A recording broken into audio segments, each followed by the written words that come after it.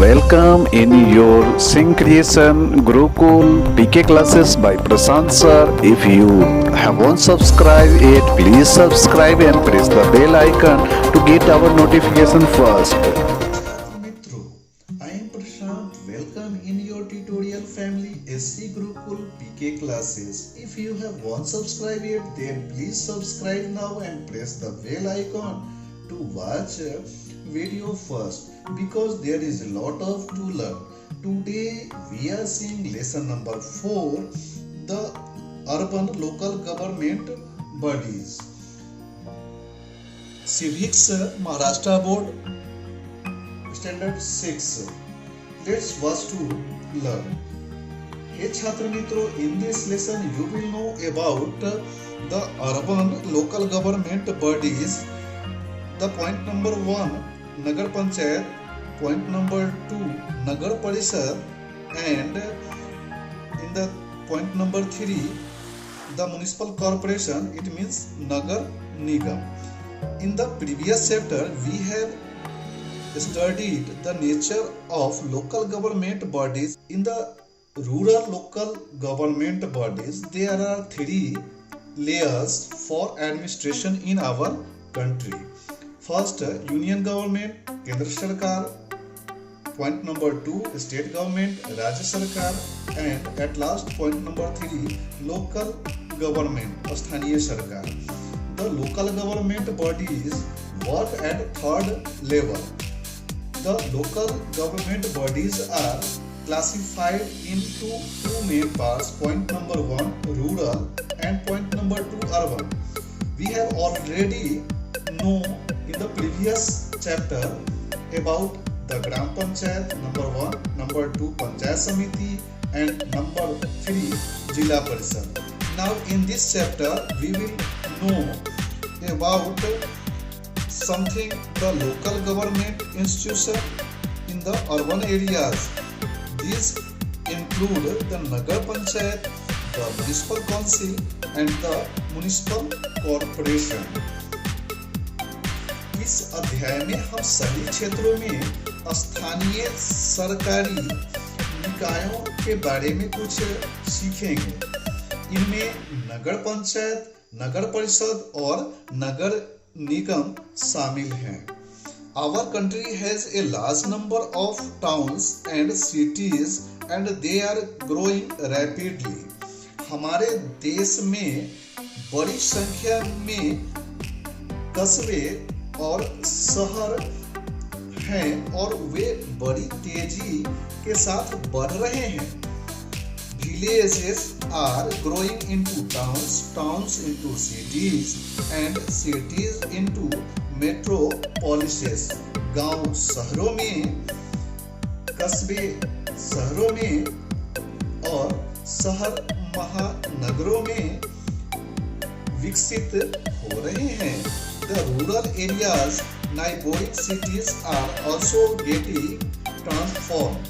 ग्रामीण क्षेत्रों के पड़ोसी भूभाग भी तेजी के साथ शहरों में रूपांतरित हो रहे हैं. Let's discuss. चलिए चर्चा करते हैं. Let's discuss. What are the main problems that cities face? शहरों के सामने मुख्य समस्याएं क्या है? Reshma had spent a wonderful Diwali vacation with her relatives in city. Reshma ने अपने रिश्तेदारों के साथ बहुत ही शानदार छुट्टियां बिताई. However, she began to think about some of her experience. हालांकि वह अपने कुछ अनुभवों के बारे में सोचने लगी. Think along with Reshma about this incident and write your thoughts in 2 paragraphs. आप भी रेशमा के साथ इन घटनाओं को अनुभव लेकर सोचिए और 2 पैराग्राफ लिखिए. The siren of the ambulance sounded loud and clear, but there was no free way on the road. Ambulance का सायरन तेज और स्पष्ट सुनाई दे रहा था, लेकिन सड़क पर निकलने का कोई रास्ता नहीं था। Second, as a result of this decision to cut the water supply, there was a great crowd at the water supply tanker. पानी के आपूर्ति की कटौती के निर्णय के फलस्वरूप पानी के आपूर्ति के लिए टैंकरों पर भारी भीड़ थी। Efforts were being made to provide facilities to senior citizens and small children in the park.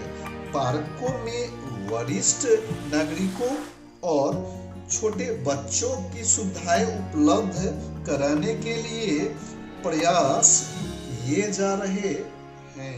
हे छात्र मित्रों, now we will know about facilities and problems in cities. First of all, we will know about the facilities in city. Then we will know about the problems in cities. Number 1, opportunities for industries and business. उद्योग और व्यापार के अवसर। Number 2, expanding service sector, सेवा के अवसर का विस्तार। Number 3, large scale opportunities for job, बड़े पैमाने पर नौकरियों के अवसर। Number 4, ability of facilities for entertainment, art, culture etc. मनोरंजन, कला और संस्कृति की सुविधाओं की उपलब्धता। Now we will know about the problems in cities. Number 1, shortage of housing, आवास की कमी। Number 2, insufficient space, पर्याप्त स्थान। Number 3, traffic congestion, traffic jam. Number 4, problem of disposal of waste, कचरे के निपटारे की समस्या। Number 5, increasing crime, बढ़ते अपराध। And at last point number 6, a large proportion of population in slums, slums में बस। And at last, a large proportion of population in slums, slum में आबादियों का एक बड़ा हिस्सा। Okay student, now we will know about nagar panchayat. The villages that are in process of becoming towns have a नगर पंचायत। जो गांव नगर बनने की प्रक्रिया में है, उनमें एक नगर पंचायत है। We see some areas which are neither fully rural nor fully urban. हम कुछ ऐसे क्षेत्र देखते हैं जो न तो पूरी तरह से ग्रामीण है और ना ही पूरी तरह से शहरी हैं। In such areas, the local government body is the नगर पंचायत। ऐसे कुछ क्षेत्रों में स्थानीय सरकार निकाय नगर पंचायत है। As with other local bodies, elections to a Nagar panchayat are held every 5 years. अन्य स्थानीय सरकारी निकायों की तरह हर 5 साल में एक बार नगर पंचायत का भी चुनाव होते हैं। The elected members choose a president and a vice president. निर्वाचित सदस्यों में से अध्यक्ष और उपाध्यक्ष का चुनाव किया जाता है। All local government bodies have to carry out some essential function. सभी स्थानीय सरकारी निकायों को कुछ आवश्यक कार्य करने होते हैं। What according to you are the essential function of a नगर पंचायत? आपके अनुसार नगर पंचायत के आवश्यक कार्य क्या हैं?